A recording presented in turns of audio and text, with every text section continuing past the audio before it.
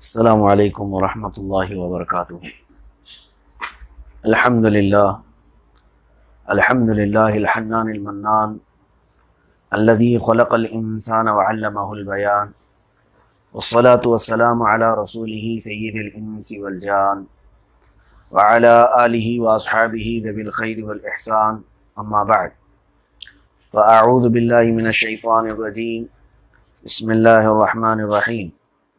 اقتربت الساعة وانشق القمر، صدق اللہ مولانا العظیم وصدق رسوله النبی الامین المتین المختار الکریم، ونحن على ذلك لمن الشاہدین والشاکرین والحمد للہ رب العالمین۔ ان اللہ وملائکتہ یصلون علی النبی یا ایہا الذین آمنوا صلوا علیہ وسلموا تسلیما۔ اللہم صل علی سیدنا و مولانا محمد معدن الجود والکرم وآلہ واصحابہ الکرام وابنہ الکریم وبارک وسلم صلاة دائمة سرمدا ابدا۔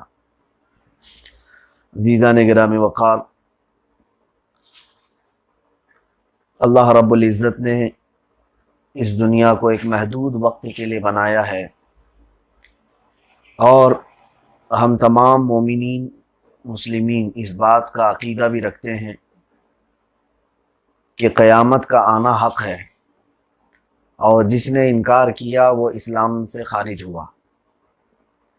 بنیادی چیزیں جو ایمان کی ہیں ہمارے درمیان، ایمان مفصل ہی کو لے لیں تو اس میں ہم یہی کہتے ہیں آمنت باللہ و ملائکتہ و کتبہ و رسلہ والیوم الآخر۔ پانچویں نمبر پر ہم ایمان لاتے ہیں آخرت پر، یعنی قیامت کے دن پر۔ اور قیامت کب آئے گی، کیسے آئے گی، اس کے متعلق بھی بہت کچھ آپ نے سنا ہوگا، اور اس چیز کو یاد رکھنا ہر مسلمان کے لیے بہت ضروری ہے۔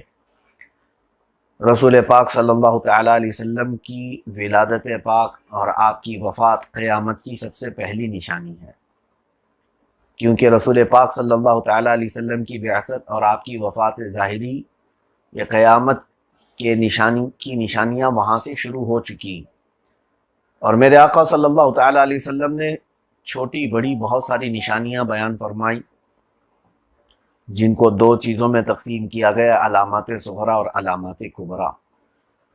اور تقریباً چھوٹی نشانیاں جتنی تھی وہ ظاہر ہو چکی ہیں، بڑی نشانیاں جس میں چند میرے آقا صلی اللہ علیہ وسلم نے فرمایا قیامت اس وقت تک قائم نہیں ہوگی جب تک کہ حضرت عیسیٰ علیہ السلام نازل نہ ہو جائیں، یاجوج ماجوج کا نکلنا، دجال کا ظاہر ہونا، دابۃ الارض کا خروج، سورج کا پچھم سے نکلنا، اور زمین کا دھنس جانا تین جگہوں سے، یہ تمام بڑی علامات ہیں۔ رسول پاک صلی اللہ تعالیٰ علیہ وسلم نے یہ بھی ارشاد فرمایا کہ یہ ساری چیزیں ایک کے بعد دیگرے بہت جلدی جلدی پیش آئیں گی۔ آج میں آپ کے سامنے کچھ اہم چیزیں یہ بتانا چاہ رہا ہوں کہ حالات جو ابھی نظر آ رہے ہیں، بالکل تیزی سے ہم قیامت کی طرف بڑھ رہے ہیں۔ جن علامات کو میرے آقا صلی اللہ تعالیٰ علیہ وسلم کی احادیث میں ہم پڑھتے ہیں تو ایسا لگتا ہے کہ وہ زمانہ بہت قریب ہے جس زمانے میں ہم آج جی رہے ہیں۔ آپ دیکھیں مہینے بھر میں کیا ہو رہا ہے یہ پتہ نہیں چل پا رہا ہے، اتنی تیزی سے حالات پوری دنیا کے تبدیل ہوتے جا رہے ہیں۔ ایک حدیث پاک میں آپ کے سامنے سناتا ہوں، اس کے بعد اس کی تشریح میں ہی میں اپنی گفتگو کو ختم کروں گا۔ یہ حدیث پاک ہے حضرت معاذ بن جبل رضی اللہ تعالیٰ عنہ سے۔ آپ فرماتے ہیں رسول کریم صلی اللہ تعالیٰ علیہ وسلم نے ارشاد فرمایا عمران بیت المقدسی، یہ حدیث کے الفاظ یوں بھی ہیں عمران المقدسی خراب یثرب وخراب یثرب خروج ابتداء الملحمتی وابتداء الملحمتی فتح قسطنطینیت وفتح قسطنطینیت خروج الدجال، اور کما قال النبی صلی اللہ تعالیٰ علیہ وسلم۔ آپ نے فرمایا کہ میں رسول کریم صلی اللہ تعالیٰ علیہ وسلم کو یہ فرماتے ہوئے سنا ہوں، یہ میرے آقا صلی اللہ علیہ وسلم نے فرمایا کہ بیت المقدس آباد ہوگا اور مدینہ طیبہ کی ویرانی ہوگی۔ ویران کا مطلب ویسی ویرانی نہیں جس کو ہم عام لفظوں میں ویران کہتے ہیں، بلکہ کچھ چیزوں کی ویرانی کہ لوگوں کا وہاں عبادات وغیرہ سے دور ہو جانا، اس کو بھی ویرانی کہا جاتا ہے، جیسے کہ آج پوری مسجد نبوی بند ہے۔ تو یہ خراب و یثرب اس کو کہا گیا ہے کہ مدینے کی ویرانی ہوگی، اور جب مدینے کی ویرانی ہوگی تو تم سمجھ لینا کہ ملحمت الکبریٰ شروع ہو جائے گی۔ یہ ملحمت الکبریٰ کیا ہے؟ دنیا کی سب سے بڑی جنگ ہوگی، ایسی جنگ ابتدائے آدم علیہ السلام سے لے کر اب تک نہیں لڑی گئی ہوگی، اتنے بڑے پیمانے پر یہ جنگ ہوگی۔ اس میں تقریباً پوری دنیا ملوث ہوگی، ایک طرف مسلمین ہوں گے، دوسری طرف ساری قومیں ہوں گی۔ الملحمۃ الکبریٰ کے متعلق یہ بھی ہمیں ملتی ہے روایات میں کہ اہل روم سے ہمارا مقابلہ ہوگا۔ روم سے مراد آج جو اٹلی ہے، یا یوں سمجھ لیں ان کو اہل الاسفر بھی کہا گیا ہے، گورے لوگ، ان کے ساتھ مقابلہ ہوگا۔ گورے لوگوں میں یہی تمام انگریز آتے ہیں۔ تو ملحمۃ الکبریٰ ہوگی، اور ملحمۃ الکبریٰ کے بعد میرے آقا صلی اللہ علیہ وسلم نے فرمایا کہ فتح قسطنطینیہ تھا، قسطنطنیہ فتح ہوگا۔ قسطنطنیہ آج کے استنبول کو کہا جاتا ہے جو ترکی میں ہے، جبکہ آپ دیکھ رہے ہیں آج تو اسلامی کنٹریز کے اندر ہی شمار ہوتی ہے، آلریڈی وہ فتح ہے، مسلمان ہیں وہاں پر۔ لیکن وہ کیسے فتح ہوگا؟ اس کے لیے سمجھنا ہوگا کہ قسطنطنیہ پہلے مسلمانوں کے ہاتھوں سے جائے گا، یعنی ترکی کے حالات جہاں تک اس حدیث کو لے کر کے مجھے لگتا ہے کہ خراب ہوں گے، اور استنبول مسلمانوں کے ہاتھوں سے نکل جائے گا۔ اس کے بعد رسول کریم صلی اللہ تعالیٰ علیہ وسلم نے ارشاد فرمایا کہ دجال کا خروج ہوگا، ظاہر ہوگا۔ اب دجال پیدا ہوگا کہ نکلے گا، کیا ہوگا؟ تو حدیث پاک کی روشنی میں یہ ہے کہ دجال آلریڈی پیدا ہے، موجود ہے، وہ ایک جزیرے کے اندر مقید ہے، جیسے کہ حضرت تمیم داری رضی اللہ تعالیٰ عنہ کی ایک طویل حدیث ہے، اس میں موجود ہے۔ ایک صحابی رسول ہیں حضرت تمیم داری رضی اللہ تعالیٰ عنہ، انہوں نے اپنے ایک سفر میرے آقا صلی اللہ علیہ وسلم کی بارگاہ میں پیش کیا تھا کہ میں سمندر کے سفر پر تھا، اچانک ہماری کشتی بھٹک گئی اور اس میں جتنے لوگ تھے وہ بہہ گئے، تو میں ایک تختہ پکڑ کر کے اس پر چلتا رہا، یہاں تک کہ وہ ایک جزیرے کے کنارے لا کر تخت نے مجھے چھوڑ دیا۔ میں اس جزیرے میں گیا تو دیکھا ایک بہت بھیانک شکل والی عورت تھی، اور وہ اپنے بال اچھالتی تھی اور رقص کرتی تھی۔ تو میں نے کہا کہ تو کون ہے؟ تو اس نے کہا کہ میں تجھے بتاتی ہوں، اندر چل۔ جزیرے کے اندر ایک محل تھا، وہاں اندر جانے کے بعد ایک بہت ہی خوفناک شیطانی شکل کا ایک شخص تھا۔ تو حضرت تمیم داری فرماتے یہ کون ہے؟ تو اس نے کہا میں بتاتا ہوں، پہلے تو یہ بتا جس دنیا سے تو آ رہا ہے۔ تو اس شخص نے جو وہاں اندر بہت خطرناک شکل کا تھا، اس نے کچھ چیزیں پوچھی، کیا عرب کی زمین کھجوریں دینے لگ گئی؟ تو آپ نے کہا ہاں بالکل کھجوریں دے رہی ہیں، مدینے کی زمین میں کھجور ہوتی ہیں۔ پھر اس کے بعد اس نے کہا کیا دریائے تبری سوکھ گئی؟ دریائے تبری آج اسرائیل کے اندر موجود ہے۔ اس نے حضرت تمیم داری نے کہا نہیں، آج پانی بھرا ہوا ہے۔ پھر اس نے ایک چشمے کے متعلق پوچھا، کیا وہ پانی سوکھ گیا؟ آپ نے کہا نہیں۔ پھر اس نے پوچھا کیا نبی امی آ گئے؟ آپ نے کہا ہاں نبی امی آ چکے اور انہوں نے اعلان نبوت بھی فرمایا۔ اس نے پوچھا کیا اہل عرب ان سے قتال کیے؟ تو آپ نے کہا ہاں قتال یعنی جنگ کیے ہیں، کہا کئی جنگیں کیے ہیں۔ تو ان کے ماننے والے بڑھتے جا رہے ہیں یا گھٹتے جا رہے ہیں؟ تو آپ نے فرمایا کہ نہیں بڑھتے جا رہے ہیں۔ تو اس شخص نے کہا ہے آنے والے سن، میں مسیح دجال ہوں، ابھی میرے آنے کا وقت نہیں ہوا، جب یہ تمام چیزیں ہو جائیں گی تو مجھے ظاہر ہونے کا وقت دے دیا جائے گا، یعنی جب دریائے تبری سوکھ جائے اور زخر یا ایسے کچھ نام کا ایک چشمہ ہے وہ سوکھ جائے اور نبی امی صلی اللہ تعالیٰ علیہ وسلم کے خلاف لوگ زیادہ کھڑے ہو جائیں، اب وہ میرے آنے کا وقت قریب ہوگا۔ تو میرے عزیزو آج وہی حالات ہیں دریائے تبری کے متعلق۔ آج کے حالات یہ ہے کہ تقریباً اس میں صرف 2.5 فٹ پانی بچ گیا ہے، جو پہلے سے ایک دریا رہا ہے اور اس میں ہمیشہ پانی رہا ہے، ندی ہے، اور دیگر علامات ہیں۔ بہرحال میں نے جو حدیث آپ کے سامنے تلاوت کی، عمران بیت المقدس خراب یثرب، یہاں سے اگر میں شروع کروں کہ بیت المقدس کی آبادی مدینے کی ویرانی ہوئی۔ آج یہ جتنے بھی معاملات آپ دیکھ رہے ہیں یہ سب یہود کی طرف سے ہیں۔ یہ پورے یہودی اسرائیل کی طرف ہجرت کر کے جا چکے، تقریباً 1920 سے ان کی ہجرتیں چالو ہو گئی ہیں۔ یعنی دنیا میں جہاں جہاں یہودی تھے ان کو زبردستی اسرائیل کی طرف بھیجا گیا، جبکہ اسرائیل کوئی ایک کنٹری نہیں تھی، فلسطین تھا، یہ عرب کا ایک حصہ تھا۔ یہ سب ہجرت کر کر کے جاتے رہے۔ شروع میں صرف 4000 یہودی گئے تھے، آج بڑھتے بڑھتے ان کی تعداد لاکھوں سے زیادہ ہو گئی۔ اب وہاں پر یہ لوگ سب جمع ہو رہے ہیں اور انہوں نے قرار یہ پاس کروایا پورا انٹرنیشنل طریقے سے UN میں کہ دنیا میں جہاں کہیں بھی یہودی ہے اسے بالکلیہ اختیار ہے کہ وہ جب چاہے اپنے خاندان سمیت اسرائیل ہجرت کر سکتا ہے، اس کی اپنی وہ زمین ہوگی۔ تو انہوں نے یہ قرار پاس کروایا ہے اور پورے یہودی جمع ہو رہے ہیں، اور آپ دیکھیں کہ تھوڑے سے علاقے سے بڑھتے بڑھتے بڑھتے آج وہ اس بیت المقدس تک پہنچ گئے جو ہمارا قبلہ اول ہے، جہاں سے میرے آقا صلی اللہ تعالیٰ علیہ وسلم کی معراج کی شروعات ہوئی، عروج کی آسمانوں کی طرف، جہاں رسول کریم صلی اللہ علیہ وسلم نے نبیوں کی امامت فرمائی، اس بیت المقدس تک آ گئے۔ یروشلم پہلے تو یہ تل ابیب میں ان کا کیپٹل ہوتا تھا، وہاں سے یہ حکومت کرتے تھے، لیکن آپ پچھلے چند سالوں میں آپ نے سنا ہوگا امریکہ کے صدر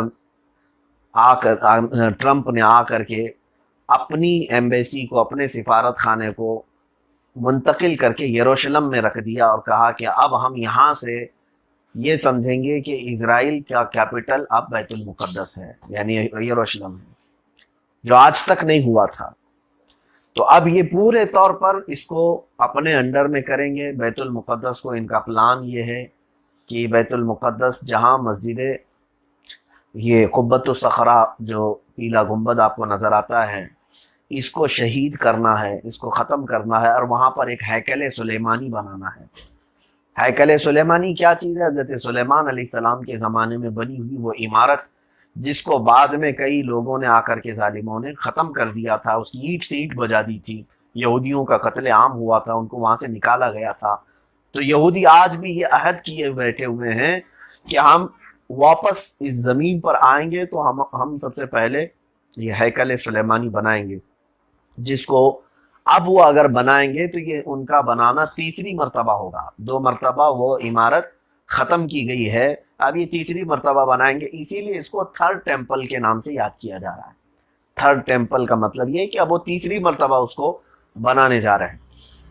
اب جب یہ بنائیں گے، اس کو آباد کریں گے۔ آبادی سے مطلب یہ ہے کہ وہاں پر آج بھی اگر آپ جائیں گے بیت المقدس کے ارد گرد، اللہ کی پناہ ان ظالموں نے اتنا ظلم ڈھایا ہے، کئی بازار ایسے ہیں جو 20 25 سال سے بند ہیں، مکڑیوں کے جالے لگے ہوئے ہیں، کرفیو نافذ ہے، وہ مسلمانوں کے ہیں، اور ان کو قتل کرنا، مارنا، ختم کرنا، انہیں ڈرانا، یہ روز کا معاملہ چل رہا ہے۔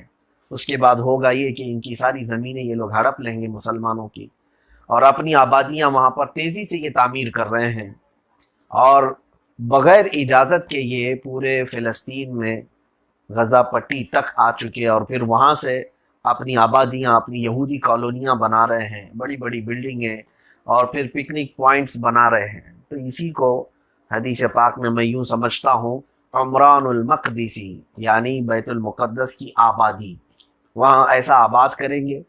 یہ آبادی یہودیوں کا احتلال، یعنی ان کی حکومت مدینہ طیبہ کو ویران کرے گی۔ مطلب یہ ہے کہ مجھے جہاں تک سمجھ میں آتا ہے کہ لوگ وہاں پر موجود وہ لوگ احترام نہ کریں، یا پھر نمازوں سے غافل ہوں گے، یا تو پھر سارے دنیا اور مال وغیرہ میں پڑ جائیں گے۔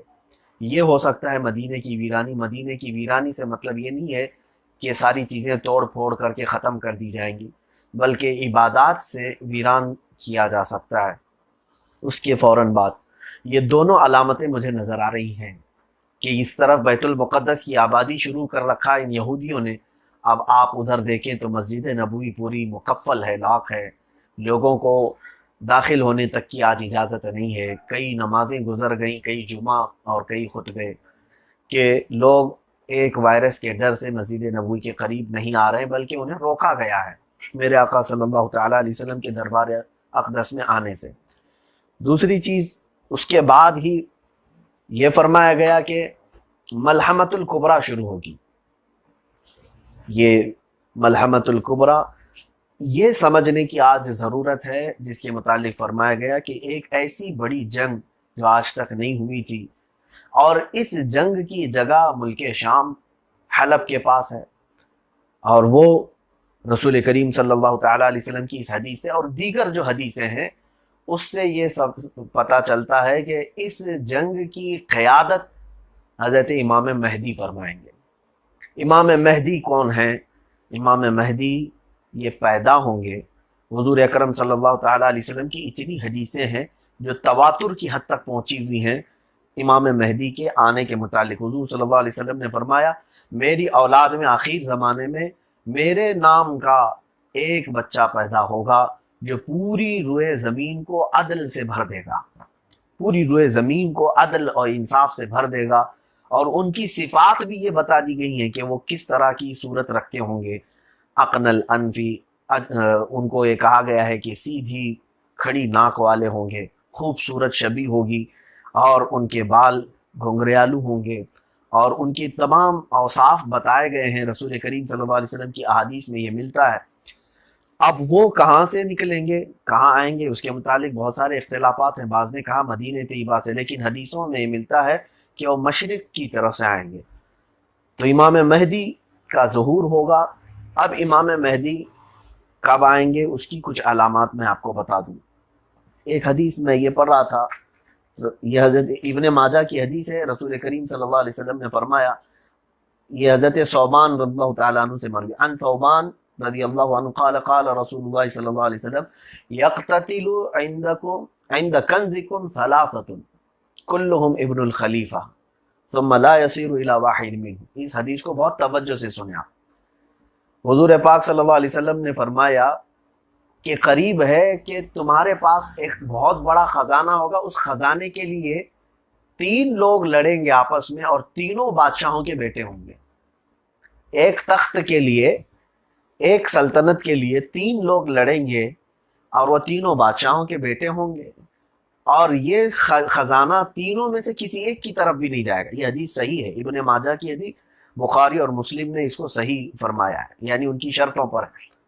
اب یہ حدیث کے مطابق میں نے جو دیکھا زمانے کے حالات میں، آج جو عرب ہے، اچھا یہ بھی میں آپ کو بتا دوں کہ وہ کون سا خزانہ ہے جس کے متعلق یہ لوگ لڑیں گے، کہاں ہے وہ خزانہ؟ تو ابن کثیر کی روایات میں یہ ملتا ہے کہ ہوا کنز الکعبۃ۔ انہوں نے کہا کہ وہ خانہ کعبہ کا خزانہ ہے۔ خانہ کعبہ کے اندر کون سا خزانہ ہے؟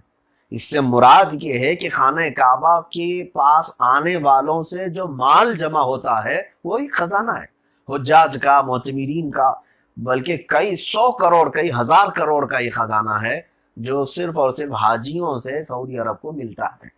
اب اسی خزانے کے متعلق لڑیں گے، تین لوگ لڑیں گے، اور تینوں میں سے کسی ایک کو بھی یہ نہیں ملے گا۔ میں یہ حتمی طور پر نہیں کہتا کہ آج ہی ہونے والا ہے، لیکن حالات یہ بتا رہے ہیں کہ موجودہ جو بادشاہ ہے اس کے تخت کے دعوے دار آج بھی تین لوگ ہیں۔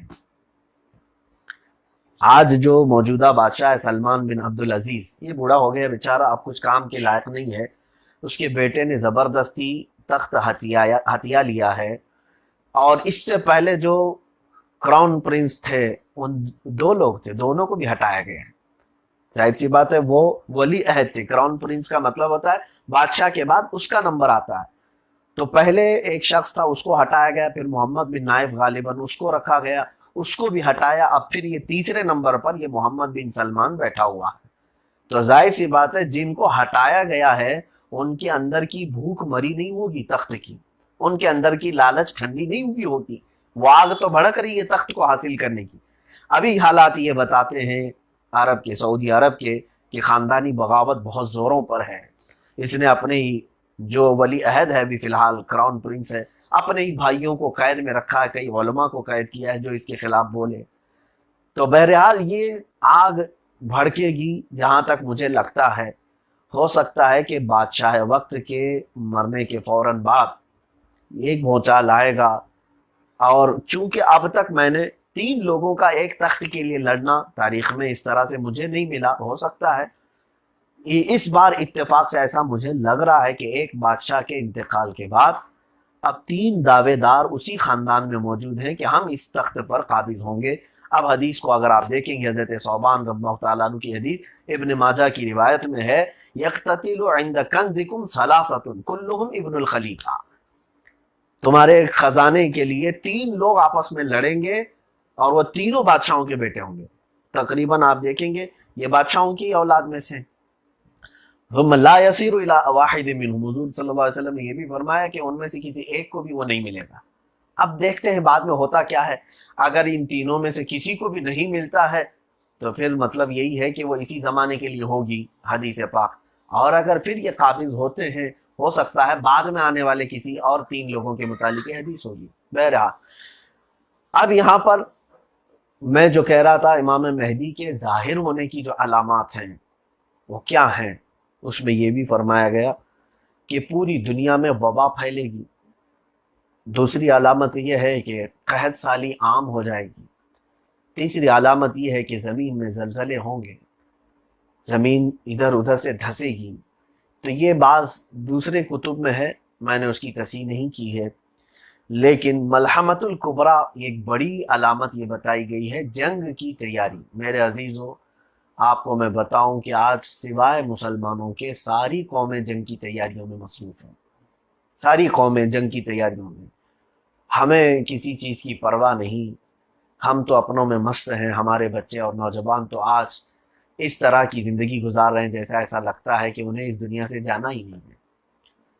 بہت سارے نوجوان، ان کی زندگی کا تو بڑا مقصد یہ ہے کہ ایک خوبصورت لڑکی ان کی زندگی میں آ جائے، وہی ہے ان کی زندگی کی معراج سمجھتے ہیں اس چیز کو۔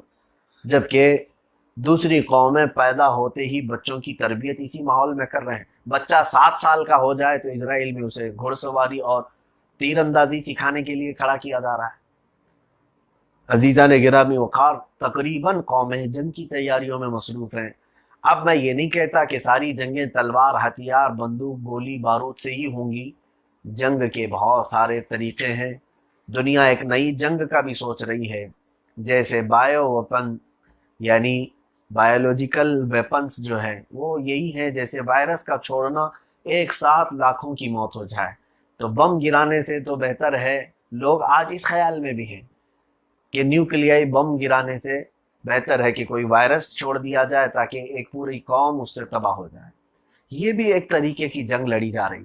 ایک طریقہ جنگ کا یہ بھی، دنیا نے ترقی یافتہ دنیا ہے، کمپیوٹرائزڈ جنگ، یعنی لوگوں کے حملے کرنا، انٹرنیٹ کے ذریعے سے ان کے پیسے چرانا، پورے کے پورے پیسے بینکوں کے غصب کر لینا، یہ بھی ایک طرح کی جنگ ہے۔ اور دنیا کو کیش لیس کر کے قحط سالی کی طرف یہ لایا جائے گا۔ آپ دیکھیں گے اس کے بعد، ابھی ہم جو لاک ڈاؤن میں بیٹھے ہوئے ہیں، یہ بلا ہے، یہ وبا ہے، اس کے بعد کے جو حالات آئیں گے مجھے یہی لگتا ہے کہ پوری دنیا میں قحط سالی عام ہو جائے گی، قحط سالی عام ہو جائے گی، بھوک مری زیادہ ہو جائے گی، لوگ بھوک کی وجہ سے مر رہے ہوں گے۔ میرے عزیزوں، اب یہ ملحمۃ الکبریٰ جس کارن سے ہوگی، جس وجہ سے ہوگی، وہ اس کی وجہ بھی یہود ہی بتائے گئے۔ یہودی یہ چھیڑیں گے اور کثرت سے مسلمانوں کا قتل کریں گے، اور پھر اس کے بعد رسول کریم صلی اللہ علیہ وسلم نے ارشاد فرمایا، خراسان سے کالے جھنڈے والے نکلیں گے۔ خراسان یا افغانستان اور ایران کا کچھ حصہ ہے، وہاں سے کالے جھنڈے والے نکلیں گے، اور وہ اپنے جھنڈے ایلیا میں لا کر، ایلیا بیت المقدس کو کہا ہے حدیثوں میں، وہ وہاں لا کر کے نصب کریں گے، اور اللہ تعالیٰ ان کے ہاتھوں فتح عطا فرمائے گا۔ امام مہدی الملحمۃ الکبریٰ کی قیادت فرمائیں گے، اب اس میں مسلمانوں کو اللہ تعالیٰ فتح عطا فرمائے گا، رومیوں کو شکست ہوگی، یعنی اہل الاسفر جس کو گورے لوگ کہا گیا ہے، ان کو شکست فاش ہوگی امام مہدی کی قیادت میں۔ اب اسی میں غزوہ ہند کا بھی تذکرہ ہے، اسی کے دوران کہ غزوہ ہند ہوگا اور اللہ تبارک و تعالیٰ ایمان والوں کو فتح عطا فرمائے گا۔ ظاہر سی بات ہے یہ ظلم کے خلاف لڑائی ہوگی، جہاں جہاں ظلم ہوگا اس کے خلاف یہ لڑائی ہوگی، اور زمین کو عدل و انصاف سے بھرنے کے لیے یہ لڑائی ہوگی۔ حدیثوں سے جو مل رہا ہے وہ میں آپ کے سامنے کہہ رہا ہوں۔ اب ملحمۃ الکبریٰ جیسی ہی ختم ہوگی، یعنی یہ جنگ کا خاتمہ ہوگا تو مومنین جو ہے 3 حصوں میں تقسیم ہوں گے، یہ بھی حدیث پاک میں ہے۔ اس میں سے ایک حصہ قسطنطنیہ فتح کرنے کے لیے نکلے گا، وہی استنبول جس کو میں کہہ رہا ہوں۔ ہو سکتا ہے اس زمانے میں یہ مسلمانوں کے ہاتھ سے نکلا ہوگا۔ حدیث کے الفاظ یہ ہیں، وہ یہ کہیں گے لا الہ الا اللہ واللہ اکبر، اتنا کہیں گے 3 مرتبہ۔ یہ فوج صرف اتنا کہے گی تو وہ قسطنطنیہ فتح ہو جائے گا، یعنی بغیر لڑائی کے، بغیر قتل و قتال کے قسطنطنیہ مومنین کے ہاتھوں آئے گا۔ اب جیسے ہی قسطنطنیہ فتح ہوگا، وہاں ایک افواہ نہیں بلکہ ایک اعلان ہو جائے گا، اور سارے لوگ چونک جائیں گے۔ جیسے ہی قسطنطنیہ کی فتح کی خوشیاں لوگ منا رہے ہوں گے، اچانک یہ اعلان کر دیا جائے گا کہ دجال ظاہر ہو چکا ہے، دجال آ چکا ہے۔ تو دجال کے آنے کی خبر سن کر کے مومنین سب پھر جمع ہوں گے۔ اب دجال اتنا فساد مچائے گا پوری دنیا میں، اتنا کہ جو بھی مومن ہوگا اسے قتل کرے گا۔ مسلمانوں کا سخت ترین وہ دشمن ہوگا، وہ یہ کہے گا کہ مجھے خدا تسلیم کرو، میں اپنی جنت میں تمہیں رکھوں گا۔ لیکن جن لوگوں نے اس کی سختیوں کو دیکھ کر کے اسے خدا کہا، وہ کافر و مشرک مر جائیں گے، اور جو لوگ اس کی تکلیفوں پر صبر کرتے رہ گئے، اللہ رب العزت ان کو بلا حساب و کتاب جنت عطا فرمائے گا۔ دجال کا فتنہ دنیا کا سب سے بڑا فتنہ ہوگا، جو اب تک اتنا بڑا فتنہ نہیں ہوا تھا۔ وہ بہت بڑی آزمائش ہوگی، پتہ نہیں اس میں کتنے لوگ ثابت قدم رہیں گے، کتنے بہک جائیں گے۔ یہاں تو حال ایسا ہے کہ چھوٹی سی تکلیف پر لوگ اپنا ایمان بیچ دیتے ہیں، تھوڑا سا کچھ ہو جائے تو حکومتوں کے ہاتھوں بک جاتے ہیں کہ نہیں، حالات کے اعتبار سے چلنا پڑتا ہے، وہ کرنا پڑتا ہے۔ مجھے یہ سمجھ میں نہیں آتا کہ جب دجال آ کر کے ٹانگ چیر کر کے لوگوں کو دکھائے گا، کھولتے ہوئے تیل میں ڈال دے گا، تب پھر باقی سارے ڈر کر کے کیا کہیں گے، واللہ عالم۔ بس چند ہی وہ مومنین ہوں گے جن کے دلوں میں ایمان سرایت کر چکا ہوگا، وہ ثابت قدم رہیں گے۔ اب اندازہ کرو، جب رسول کریم صلی اللہ تعالیٰ علیہ وسلم اپنی دعاؤں میں یہ فرماتے تھے، یا اللہ میں تیری پناہ مانگتا ہوں مسیح دجال کے فتنوں سے، وہ نبی رحمت صلی اللہ علیہ وسلم پناہ مانگتے ہوں اس کے فتنوں سے، تو یہ کوئی معمولی فتنہ نہیں ہے۔ تو دجال کا ظہور ہوگا، اس کے بعد پھر وہ محاصرہ کر لے گا حضرت امام مہدی کا، جب وہ ملک شام میں ہوں گے، یہاں تک کہ مسلمان قتل ہو چکے ہوں گے بہت سارے اس کے ہاتھوں۔ اب وہ حضرت امام مہدی اور ان کے جتنے بھی لوگ ہوں گے ان کا محاصرہ کرے گا، تب پھر حضرت عیسیٰ علیہ السلام نازل ہوں گے۔ میرے آقا صلی اللہ علیہ وسلم نے فرمایا، عیسیٰ علیہ السلام کو دیکھتے ہی وہ دجال پگھلے گا جیسے برف گرمی سے پگھلتا ہے۔ حضرت عیسیٰ علیہ السلام اس کا مقابلہ کریں گے اور اس کو اپنے تیر سے شکار کریں گے اور اس کو ختم کریں گے۔ یہ دجال کا خاتمہ ہوگا۔ اس کے بعد حضرت امام مہدی کا وصال، حضرت عیسیٰ علیہ السلام کا وصال۔ حضور صلی اللہ علیہ وسلم فرماتے ہیں، لا خیر فی العیش بعدہ، یعنی ان کے بعد، امام مہدی کے بعد زندگی میں کوئی بھلائی نہیں رہے گی، سب ختم ہو جائے گا۔ عزیزان گرامی وقار، یہ 5 چیزیں میں نے عرض کی ہیں۔ پہلی چیز بیت المقدس کی آبادی، دوسری چیز مدینہ طیبہ کی ویرانی، تیسری چیز یہ ملحمۃ الکبریٰ جنگ کا ہونا، چوتھی چیز فتح قسطنطنیہ استنبول کی فتح، پانچویں چیز دجال کا ظاہر ہونا۔ یہ کے بعد دیگرے، یہ ترتیب آج میں نے پہلی مرتبہ آپ کے سامنے رکھی ہے۔ بہت سارے لوگ اس میں کنفیوز ہوتے ہیں کہ کیسے ہوگا۔ اب امام مہدی کے انتظار میں زمانہ بیت گیا، بہت سارے لوگوں نے اپنے اپنے زمانے میں کہا اب آئیں گے، تب آئیں گے۔ بہرحال ہم بھی یہی دعا کرتے ہیں کہ ابھی وہی زمانے میں آئیں۔ کاش ہمیں دجال کے فتنوں سے اللہ تعالیٰ بچا کر امام مہدی کی فوج میں داخل فرمائے، اس لیے کہ اس زمانے میں ہم دور دور تک دیکھتے ہیں، ہمارا کوئی قائد نظر نہیں آتا، ہمارا کوئی لیڈر نظر نہیں آتا جو ہماری قیادت کرے اور ہمارے لیے حق کی آواز بلند کرے۔ اب صرف اور صرف مجھے لگتا ہے، دیکھیں اب وہ مجدد کا زمانہ بھی ختم ہوتا نظر آ رہا ہے، حالانکہ ہر 100 سال پر ایک مجدد آتا ہے۔ امام احمد رضا خان فاضل بریلوی رضی اللہ تعالیٰ عنہ کو پوری دنیا کے مومنین نے، اکثر لوگوں نے اپنا مجدد تسلیم کیا۔ ان کا زمانہ بیت کر 100 سال سے زیادہ ہو رہے ہیں، اس کے باوجود اب تک لوگوں نے پھر کسی مجدد پر اتفاق نہیں کیا۔ ہوں گے ضرور، لیکن اپنے اپنے علاقے کے اعتبار سے کثیر لوگوں کے لیے کوئی ایک تجدیدی کارنامہ کرنے والا ہمیں نظر نہیں آتا۔ میں یہ سمجھتا ہوں شاید اب جو مجدد آئے گا وہ امام مہدی ہی ہوں گے، امام مہدی ہی کی شکل میں، جو پوری تمام تر فتنوں اور موجودہ اختلافات کو ختم فرما کر ہمیں امت مصطفیٰ کو کی وحدت اور ساری صفوں کو آپ ترتیب دیں گے۔ وہی شاید زمانے کا بھی انتظار باقی ہے میرے عزیزوں۔ امام مہدی رضی اللہ تعالیٰ عنہ جس وقت تشریف لائیں گے اس وقت ان کی بھی دشمنی کی جائے گی، اور وہ رمضان المبارک کا مہینہ ہوگا۔ بعض لوگ رمضان کے آتے ہی یہ بحث بھی شروع کرتے ہیں۔ مجھے آج ہی ایک میسج یہ بھی آیا کہ ترکی کے ایک شیخ ہیں، انہوں نے کہا یہ جو آنے والا رمضان ہے یہ معمولی رمضان نہیں ہے، یہ امام مہدی کے ظہور کی علامات دکھا رہا ہے۔ بہرحال امام مہدی کے ظہور کی علامات انہوں نے اپنے اپنے اعتبار سے دیکھا ہوگا، میں حتمی طور پر کوئی بات نہیں کہہ سکتا، یقینی طور پر کوئی بات نہیں کہہ سکتا۔ اور وہ علامات جو امام مہدی کے ظاہر ہونے کی بتائی گئی وہ رمضان المبارک میں، اور خانہ کعبہ کا طواف چل رہا ہوگا اور ہر طرف سے لوگ وہاں پر جمع ہوں گے۔ اب یہ بیت المقدس، یہ خانہ کعبہ کے حجر اسود اور حتیم کعبہ کے درمیان، یعنی خانہ کعبہ کا جہاں دروازہ ہے اس دروازے کے پاس آپ کھڑے ہو کر کے اعلان فرمائیں گے اور موجودہ لوگ سب آپ کے ہاتھ پر بیعت فرمائیں گے۔ لیکن آج کے حالات تو ایسے ہیں کہ طواف سے ہی انہوں نے روک رکھا ہے، پورے خانہ کعبہ کو سیل کر کے رکھا ہے، مختصر لوگوں کو جانے کی اجازت دی جا رہی ہے۔ واللہ اعلم بالصواب کہ جب امام مہدی آئیں گے خانہ کعبہ کھلا ہوگا اور لوگ کثرت سے طواف میں ہوں گے، تو اگر اللہ رب العزت نے ہمارے مقدر میں اسی رمضان کو رکھا ہے تو ہم تو شدت سے انتظار کر رہے ہیں کہ مولا تعالیٰ ہمیں ایسے مہدی کا انتظار ہے جس کی خود میرے آقا صلی اللہ علیہ وسلم نے اپنی زبان پاک سے تعریف فرمائی ہے کہ وہ میری اولاد میں، فاطمہ کی اولاد میں میرا ایک بیٹا ایسا ہوگا جو پوری دنیا کو عدل و انصاف سے بھر دے گا۔ ہم تو اس مہدی کے انتظار میں ہیں۔ عزیزان گرامی وقار، آج کی یہ ضروری باتیں تھیں، اور پھر کچھ چیزیں جو اس سے ملتی جلتی ہیں وہ یہ بھی میں بتا دوں۔ عام المجاعہ یعنی پورے بھوک کا سال ایسا بھی آئے گا کہ بعض روایات یہ بتاتی ہیں کہ لوگ ایک دوسرے کا گوشت کھانے کی کوشش کریں گے۔ آج یہ لاک ڈاؤن کے بعد، ختم ہونے کے بعد آپ حالات دیکھیں کہ کتنی لوٹ ماری ہوتی ہے، لوگوں کے پاس مال نہیں ہوگا، پیسہ نہیں ہوگا، سامان نہیں ہوگا، راشن نہیں ہوگا، پھر کیا کیا معاملات ہوتے ہیں وہ دیکھا جائے گا بعد میں۔ لیکن احادیث میں یہ بھی ملتا ہے کہ قحط سالی سے لوگ ایک دوسرے کو مارنے کی کوشش کریں گے اور لوگ بیچے جائیں گے۔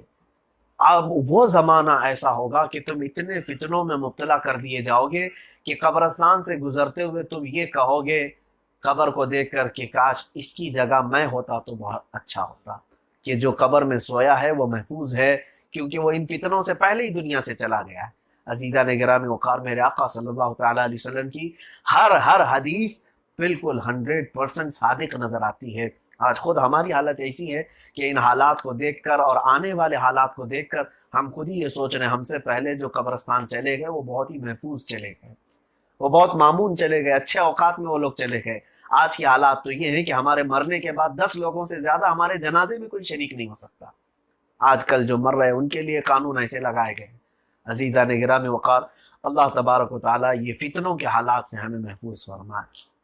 ایک حدیث پاک یہ بھی، میں کئی الفاظ کے بجائے خالی ترجمہ اور تشریح اور مفہوم بیان کر کے گزر گیا، اگر میں سارے احادیث لفظ بلفظ بیان کرتا تو کافی طویل ہو جاتی۔ حدیث میں یہ بھی ہے، رسول کریم صلی اللہ تعالیٰ علیہ وسلم نے ارشاد فرمایا عرب کا کوئی گھر ایسا نہیں ہوگا جس میں فتنہ نہ ہو۔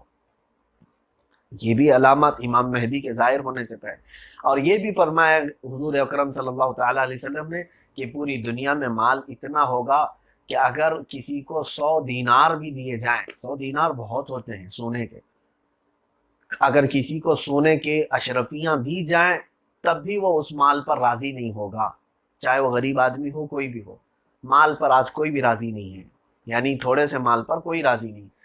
تو اس زمانے میں میرے آقا صلی اللہ علیہ وسلم نے فرمایا تھا کہ اگر کسی کو 100 اشرفیاں سونے کی دی جائیں اس پر بھی وہ راضی نہیں ہوگا۔ اور ایک حدیث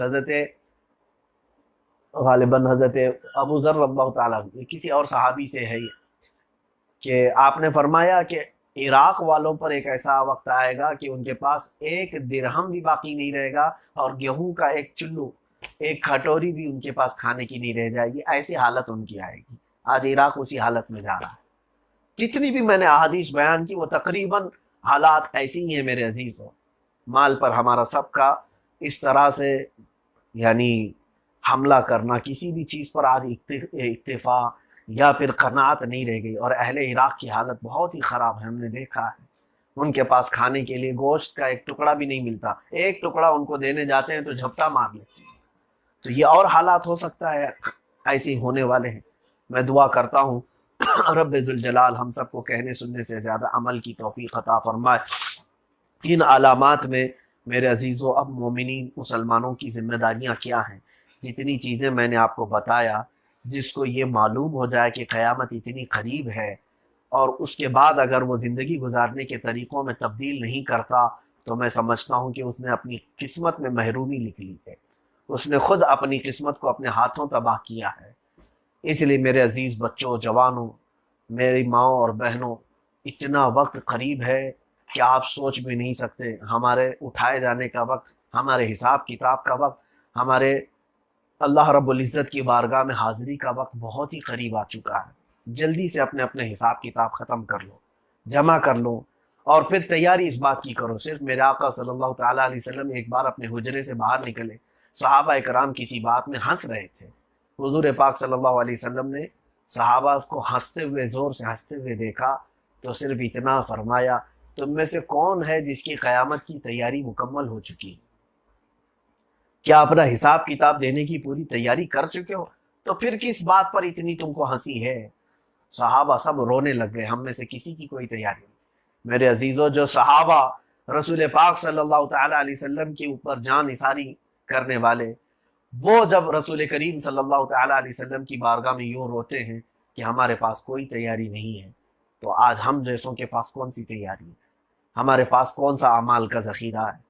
ہماری نمازیں باقی ہیں، ہماری بہت ساری چیزیں باقی رہ گئی۔ عزیزان گرامی وقار، اپنے حساب کتاب کو فوراً طویل مت کریں، اس کو لپیٹنا شروع کر دیں اور اپنی تیاریوں میں لگ جائیں۔ اب حالات ہمارے امتحانات کے ہیں اور بہت زیادہ ہم آزمائے جائیں گے۔ اب ہم شاید فتنوں کے زمانے میں پیدا ہوئے ہیں، اب ہو سکتا ہے آج کل ہم بھی دنیا سے چلے جائیں، لیکن میں اپنے بچوں کا سوچتا ہوں، اب جو چھوٹے بچے اور جو نئی نسل، نئی جنریشن آ رہی ہے، ان کے متعلق بھی میں سوچتا ہوں پتہ نہیں وہ کس قدر آفات اور فتنوں سے مقابلہ کریں گے، اور ان کے زمانے کتنے چیلنجز والے ہوں گے۔ اس لیے دو ذمہ داریاں ہیں آپ کی۔ آج آپ اپنے گھروں میں اسلامی ماحول، تاریخ، قیامت اور علامات قیامت کثرت سے ذکر کرو، اور اپنے بچوں کو اس کے لیے تیاری سکھانا شروع کر دو۔ ایک اور بات جو اہم تھی وہ یہ ہے کہ دجال جو آئے گا، اس کے متعلق یہ بھی کہا گیا ہے کہ جب لوگ بھول جائیں گے، اس کا ذکر بھی نہیں ہو رہا ہوگا دنیا میں، اس وقت وہ ظاہر ہو جائے گا۔ لوگ خوشیاں منا رہے ہوں گے اس وقت، ملحمت الکبریٰ کی فتح کی، قسطنطنیہ کے فتح کی خوشیوں میں مصروف ہوں گے، اچانک دجال آئے۔ تو دجال کے آنے کی خبریں اپنے بچوں کو دیتے رہیں، اور استغفار کی کثرت کریں، اپنے گھروں میں یہ ماحول تبدیل کریں۔ اللہ رب العزت ہم سب کو مولا کریم ان تمام آفات ارضیہ، آفات سماویہ سے محفوظ فرمائے، ان پورے بلاؤں کا، وباؤں کا مولا پوری روئے زمین سے خاتمہ فرمائے۔ اے کریم خدا رحم الراحمین، تیرے دربار میں التجا ہے، آج 15ویں شعبان المعظم ہے اور مقدس دن ہے جمعہ کا۔ اے رب ذوالجلال، جلد سے جلد تو اپنے گھروں کو ہمارے لیے کشادہ فرما دے، تیرے گھر مسجدیں کھل جائیں اور صفیں پھر سے مولا بارونق ہو جائیں، سجدوں سے بھر جائیں مسجدیں۔ اے الہ العالمین، ہم سب کو ادب سے تیرے حبیب پاک صلی اللہ علیہ وسلم کے روضہ اقدس کی حاضری نصیب فرما، خانہ کعبہ کا طواف نصیب فرما۔ مولا ہم سب کے والدین کا سایہ دراز فرما، جو دنیا سے جا چکے مولا ان کی مغفرت فرما۔ بس تیری بارگاہ میں اتنی التجا ہے، جتنے دن کی بھی زندگی ہے مولا امن کی زندگی عطا فرما، اور جب دنیا سے خاتمہ ہو تو مولا ایمان پر خاتمہ فرما۔ اے رب ذوالجلال، ایمان پہ خاتمہ فرما، ہم سب کو ایمان پہ موت عطا فرما۔ وصلی اللہ تعالی علی خیر خلقہ محمد وآلہ واصحابہ اجمعین، وآخر دعوانا الحمد للہ رب العالمین۔ السلام علیکم۔